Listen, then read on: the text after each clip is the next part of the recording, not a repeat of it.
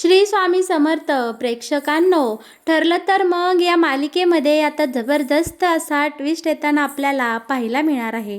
मालिकेमध्ये आलेलं हे नवीन वळण खरं तर खूप प्रेक्षकांच्या पसंतीस पडलं नाही, पण आता सगळ्या प्रेक्षकांना आनंद होईल असं काहीतरी मालिकेमध्ये सुंदर पद्धतीने दाखवलं जाणार आहे. आपला अर्जुन खूप मोठा आणि हुशार वकील आहे आणि आता त्याच्या वकिलकीचा फायदा आपल्या सायलीला होणार.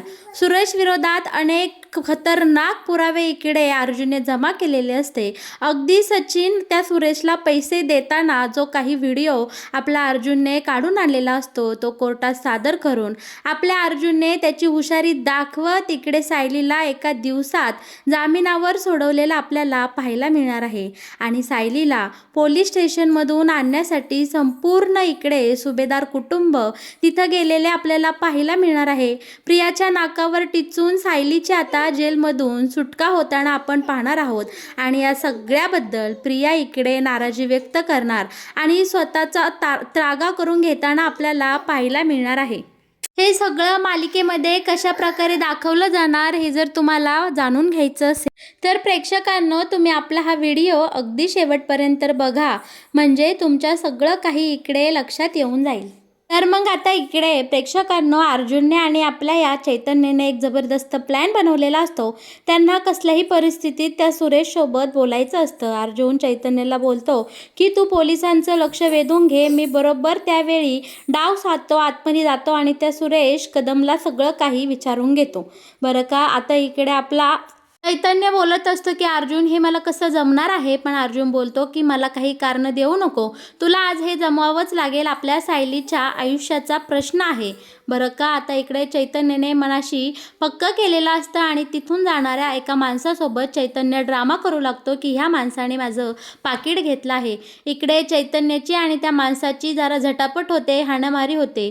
आता इकडे पोलिसांचं लक्ष बरोबर चैतन्याने वेधलेलं असतं. इथे खूप गर्दी झाली म्हणून पोलीस नक्की काय झाले हे पाहण्यासाठी तिथे जातात. दुसरीकडे अर्जुनला सगळ्या प्रकरणाचं खूप टेन्शन आलेलं असतं. अर्जुनला सायलीवर झालेला एक एक आरोप इकडे आठवत असतो. आता अर्जुन थेट डायरेक्ट या सुरेशच्या घरात जातो. चैतन्यने पोलिसांचं लक्ष वेधल्यावर इकडे आपल्या अर्जुनला बरोबर टाईम मिळालेला असतो. अर्जुन आतमध्ये जातो, या सुरेशला घडल्या सगळ्या प्रकाराचा जाब विचारतो. बोलतो की बोल, तू का हे केलं, कोणाच्या सांगण्यावरून केलं, माझ्या सायलीवर तू आरोप का केला. तर इकडे अर्जुन बोलत असतो की सायलीने खरोखरच माझ्यासोबत डील केली आहे, खरंच ती मुलींचंही सप्लायर करते आणि खरोखर ती मुलींना विकते. आता मात्र अर्जुनचा पारा अजूनच चढलेला असतो. तो या सुरेशला बेदम मारहाण करताना आपल्याला पाहायला मिळणार आहे. पण सुरेश मात्र इकडे कचा बाहेर काढत नसतो. त्याने बरोबर इकडे सगळं सत्य लपवलेलं असतं. सुरेशने कोणाचंही नाव अर्जुनसमोर घेतलेलं नसतं. अर्जुन त्याला पुन्हा पुन्हा विचारत असतो. त्यांनी शेवटी इकडे सायलीचे आणि त्याचे फोटो दाखवत बोलला की हे बघा पुरावे, तुमची बायको सायली सुभेदार ही माझ्याकडे वेळोवेळी येत होते आणि आमच्यामध्ये असंच बोलणं होत होतं.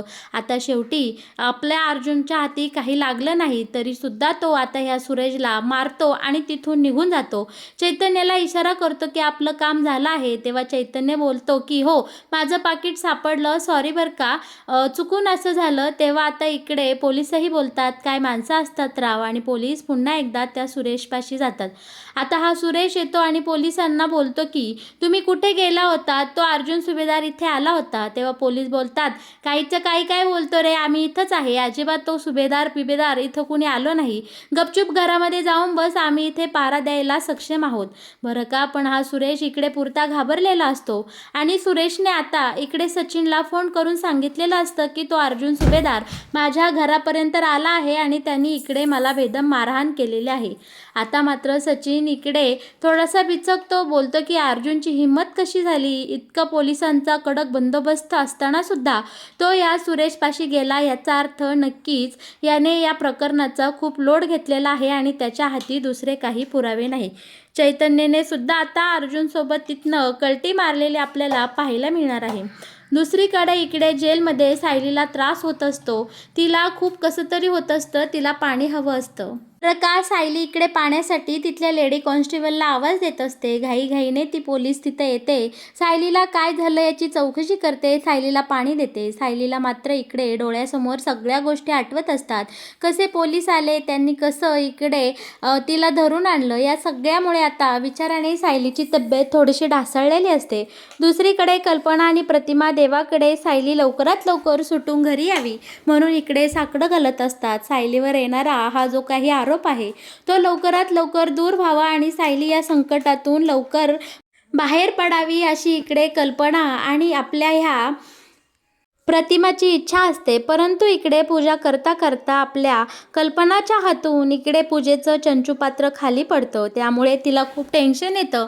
तिला असं वाटतं की काहीतरी अपशकुन झाला. ती घरातल्या सगळ्यांना एक एक करून आवाज देत असते आणि सांगते की माझ्या हातून हा अपशकुन झाला. आपली सायली ठीक असेल ना, सायलीला काही झालं नसेल ना. त्यावेळी इकडे अश्विन बोलतो की अगं मम्मा, तू कोणत्या जगात वावरते, असं काही होत नाही ग, तिकडं सगळं काही ठीक असेल. तेव्हा आता कल्पना बोलते की तू पहिलं तिकडे अर्जुनला फोन लाव, मला अर्जुनसोबत बोलायचं आहे. पण ही सगळी जण आता कल्पनाची समजूत काढतात. देवी आईकडे प्रार्थना करतात की लवकरात लवकर सायली घरी यावी. आता इकडे आसमीही बोलते की सायलीच्या मागे काय ही पणोती लागली आहे कोणास ठाऊक. सगळं सुभेदार कुटुंब इकडे खूप रडवेलं झालेलं आपल्याला पाहायला मिळणार आहे आणि सगळ्यांना सायलीची आणि तिच्या बाळाची काळजी लागून राहिलेली आपण इथे पाहणार आहोत. दुसरीकडे मात्र ही प्रिया, त्याच्यानंतर नागराज आणि आपला हा सचिन, ही सगळी जण आता सायली जेलमध्ये गेली ह्याचं जंगी जल्लोष करताना आपल्याला पाहायला मिळणार आहे. या सगळ्यांना इथे खूप आनंद होत असतो. प्रियाला तर काय करू आणि काय नको असं झालेलं आपल्याला इथे पाहायला मिळणार आहे. नागराजचा मुलगा राकेशच्या चेहऱ्यावरचा आनंद इकडे ओसांडून वाहत असतो. राकेश बोलतो की बरं झालं ही जेलमध्ये गेली, फुकटचा पैसा कुणालाही पचत नाही, काय गरज होती बापाच्या प्रॉपर्टीवर सही करायची. आणि इकडे सायली जेलमध्ये गेली आणि इकडे राकेश असा आनंद व्यक्त करतो. यावर नागराज बोलतो की तुला लय आनंद झाला रे. तेव्हा आता इकडे राकेश बोलतो की बाबा, तुम्ही विसरू नका की त्या सायलीमुळेच तुम्हाला जेलमध्ये यावं लागलं आहे. यावर आता इकडे प्रिया बोलते की खरंच नागराज काका, तुमची आयडिया खूप इकडे वर्क झाली, तुम्ही जी जागा सुचवली त्यामुळे आपला एवढा मोठा फायदा झाला. यावर आता नागराज बोलतो की खरं तर ती जागा मला हवी होती, मी जायचो तिथं अधूनमधून, त्यामुळे त्याची डुप्लिकेट चावी माझ्याकडे होती. आता सायली बरोबर या सगळ्यामध्ये गुंतली कारण ती प्रॉपर्टी तिच्या नावावर आहे. यावर आता सचिन बोलत असतो की बिचारी सायली, तिचं खूपच वाईट झालं. एकतर ती कधी त्या जागी गेली नाही तरीसुद्धा तिच्यावर एवढं मोठं संकट आलं. आता हे सगळे विलन एकत्र येऊन सायलीच्या वाईटाची वाट पाहत असतात. दुसरीकडे मात्र आपला अर्जुन सायलीला बाहेर काढू शकत नाही, यामुळे पुरता हताश झालेला असतो. सायली इकडे चौकशी करत असते की आश्रमातल्या मुलींचं काय झालं पुढं, सगळं काही ठीक आहे ना. अर्जुन मात्र शांत असतो आणि बोलतो की सायली, तू कशी आहे. सायली बोलते की मी छान आहे, काही प्रॉब्लेम नाही. 7व्या महिन्यात जे काही त्रास व्हायचा तोच मला होत आहे, हे काही एवढं महत्त्वाचं नाही. सोनल ठीक आहे ना, सोनलचं काय झालं असा प्रश्न आता सायलीने अर्जुनला केलेला असतो. अर्जुन सोनलबद्दल बोलताना जरा काफरत असतो. अर्जुन बोलतो की सोनल आणि सुरेश एकाच ठिकाणी सापडले ते ठीक आहे.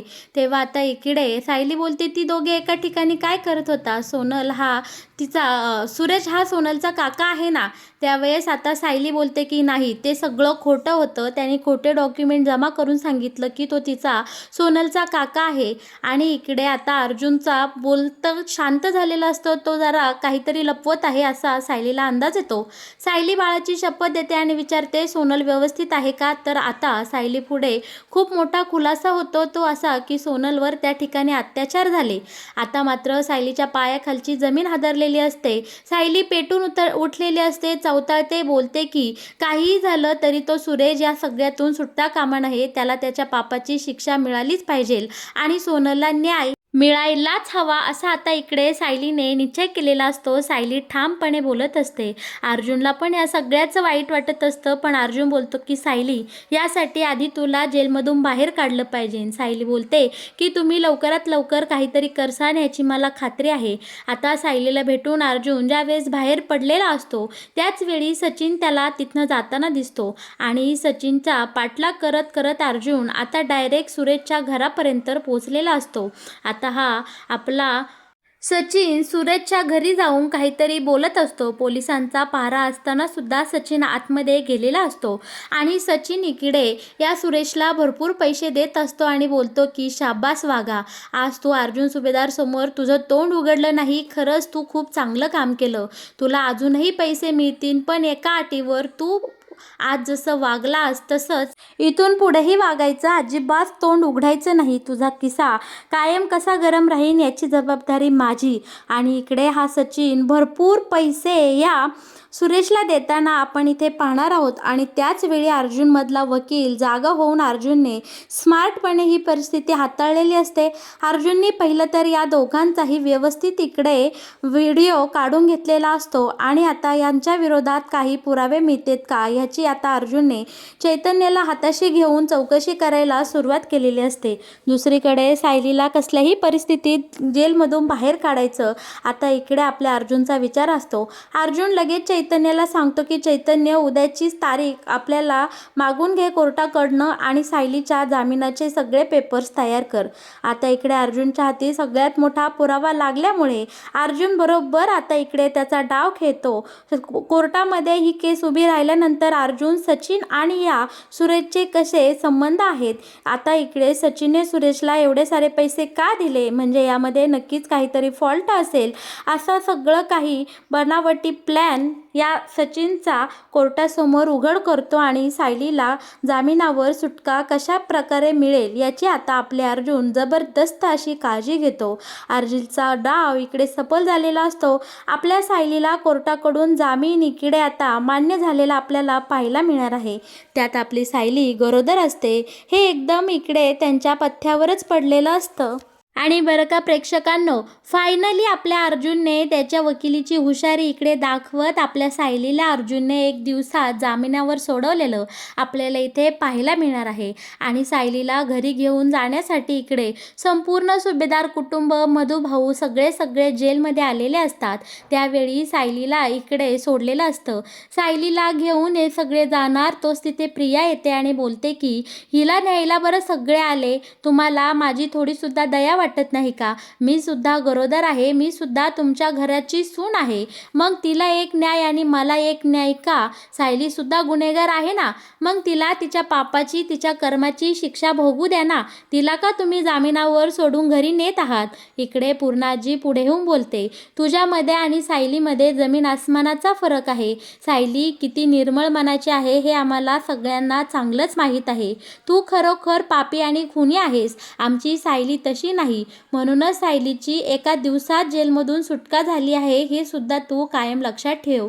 बरं का प्रेक्षकांनो, आता मात्र इकडे प्रियाच्या नाकावर टिचून सायली जेल बाहेर जाताना आपल्याला इथे पाहायला मिळणार आहे. आणि ही गोष्ट वाऱ्यासारखी नागराज, त्याच्यानंतर राकेश, सचिन या सगळ्यांपर्यंत पोहोचलेली असते आणि सगळ्यांना इकडे खूप मनस्ताप झालेला असतो. पण या सगळ्यांनी इकडे निश्चय केलेला असतो की काहीही झालं तरी सायलीला या केसमधून निर्दोष मुक्तता मिळणार नाही, ही आपण बरोबर इकडे प्लॅनिंग करायचं. आणि आता इकडे सुभेदारांच्या घरामध्ये नक्की काय चाललंय, तिथून पुढे नक्की काय होणार याची सगळ्याचे अपडेट श्वेता तर या सगळ्यांना देतच राहणार असते. पण प्रेक्षकांनो, फायनली आपली सायली आणि तिचं बाळ जेलमधून बाहेर आलेलं आपल्याला इकडे पाहायला मिळणार आहे. आपल्या अर्जुनच्या डोळ्यातला आनंद इकडे गगनात मावेनासा झालेला असतो. घरामध्ये एक नवीन चैतन्य आलेलं असतं. सायलीला घरी घेऊन जाण्यासाठी संपूर्ण सुभेदार कुटुंब आणि हे किल्लेदार कुटुंब सज्ज झालेलं आपल्याला पाहायला मिळणार आहे. आणि आपली सायली मानाने पुन्हा एकदा ह्या सुभेदारांच्या घरी आलेली आपण पाहणार आहोत. पण सायली जेलमधून जाता जाता प्रियाला सांगून गेलेली असते की प्रिया, तू कितीही कारस्थान कर, कितीही प्रयत्न कर, पण आमच्या ह्या सुभेदारांच्या एकीला तू कधीही तोडू शकणार नाही, कारण ही एकीच आमचं सगळ्यांचं बळ आहे. हातात हात घेऊन सगळ्यांनी इकडे त्यांची एकी प्रियाला दाखवलेली असते. आणि सायलीला जवळ करून प्रियाला फाट्यावर मारत सगळ्यांनी आपल्या सायलीला मानाने घरी घेऊन गेलेलं आपण पाहणार पाहणार आहोत आणि प्रिया आणि तिचं बाळ असंच नेहमीप्रमाणे जेलमध्ये खितपट पडलेले आपण पाहणार आहोत. खरं तर या प्रियाच्या बाळाचा या सगळ्यामध्ये काहीही दोष नसतो, पण आईच्या ह्या सगळ्या कर्माची शिक्षा त्या नवजात बाळाला, बिचाऱ्या ह्या जगही न पाहणाऱ्या बाळाला भोगावी लागलेली आपण इथे पाहणार आहोत. तर मग प्रेक्षकांनो, कसा वाटला तुम्हाला? ठरलं तर मग या मालिकेमध्ये येणारा हा नवीन ट्विस्ट, मालिकेत येणारे असेच नवनवीन अपडेट जर तुम्हाला सगळ्यात आधी जाणून घ्यायचे असतील तर तुम्ही आपल्या या चॅनलला नक्की सबस्क्राईब करा आणि हो, आपल्या व्हिडिओला लाईक केल्याशिवाय अजिबात कुठे जाऊ नका. प्रेक्षकांनो, तुम्ही आपला हा व्हिडिओ अगदी शेवटपर्यंत पाहिला म्हणून तुम्हा सर्वांचे इकडे मी मनापासून आभार मानते. धन्यवाद.